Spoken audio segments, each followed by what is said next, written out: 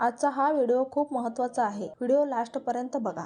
धुलिवंदनच्या दिवशी मंबाजी भट आणि सालोमालो भट यांनी तुकाराम महाराजांची हत्या केली आणि इंद्रायणी नदीत महाराजांचा देह सोडून दिला. नंतर अशी आवई उठवली की महाराज सदैव वैकुंठाला गेले. पण खरे तर संत तुकाराम महाराज कर्मकांडापेक्षा भक्तीचे श्रेष्ठत्व ते सांगत होते. वर्णश्रेष्ठत्वापेक्षा सदाचाराचा महिमा ते गात होते. वेदाचा तो अर्थ आम्हाशीच ठावा, एरांनी वहावा भार माथा असे गरजत भेदाभेद अमंगळ म्हणून इंद्रायणीच्या वाळवंटात तुकोबांनी समतेचा झेंडा रोवला होता. त्यामुळे प्रतिष्ठेवर आघात होत होते. त्यांच्या प्रस्थापित वर्णवर्चस्वाला होणाऱ्या खंद्या विरोधामुळे मंबाजी सारखे अहंकारी भट द्वेषाने जळू लागले होते. याचा पहिला प्रत्यय तुकोबांना आला तो त्यांना आपल्या अभंगाच्या वया इंद्रायणीत बुडवायला सांगण्यात आले तेव्हा.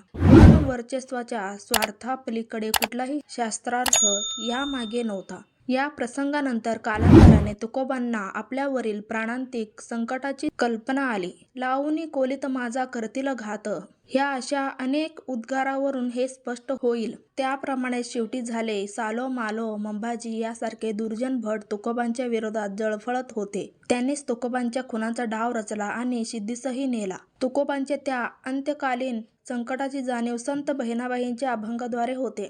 संत बहिणाबाईंनी पाहिलेला मंबाजी मारू पाहे घात चिंतुनिया असे स्पष्ट वर्णन केले आहे. तुकाराम महाराजांचा खून झाला असावा असे आतापर्यंत अनेकांनी म्हटलेले आहे. दयानंद पोतदार यांच्या संत तुकाराम आणि त्यांच्यावरील आक्षेप या पुस्तकाला लिहिलेल्या प्रस्तावनेत त्यांनी म्हटले आहे की तेव्हा तुकोबांचा कुणीतरी गुप्तपणे वध केला असावा आणि खऱ्या गोष्टीचा तपास लावण्याकडे कुणाची मती वळू नये म्हणून प्रारंभी यात्रेची, नंतर जेल समाधीची व त्यानंतर सदैव वैकुंठ गमनाची अशा एक अफवा वातावरणात सोडून दिल्या असाव्यात असा तर्क होता. महापुरुषांच्या प्रत्येक रक्ताच्या थेंबातून पारंपरिक सणाची निर्मिती झाली आहे. आता या निर्दयी व्यवस्थेने संपलेल्या पूर्वजांच्या रक्तरंजित सणांचा पुरस्कार करावा की नाही याबद्दल बहुजनांनी नक्कीच विचार करावा. व्हिडिओ आवडला तर लाईक आणि शेअर नक्की करा. चॅनलवर नवीन असाल तर चॅनलला सबस्क्राईब करून ठेवा. चला तर मग भेटूयात नेक्स्ट व्हिडिओमध्ये. Bye, take care.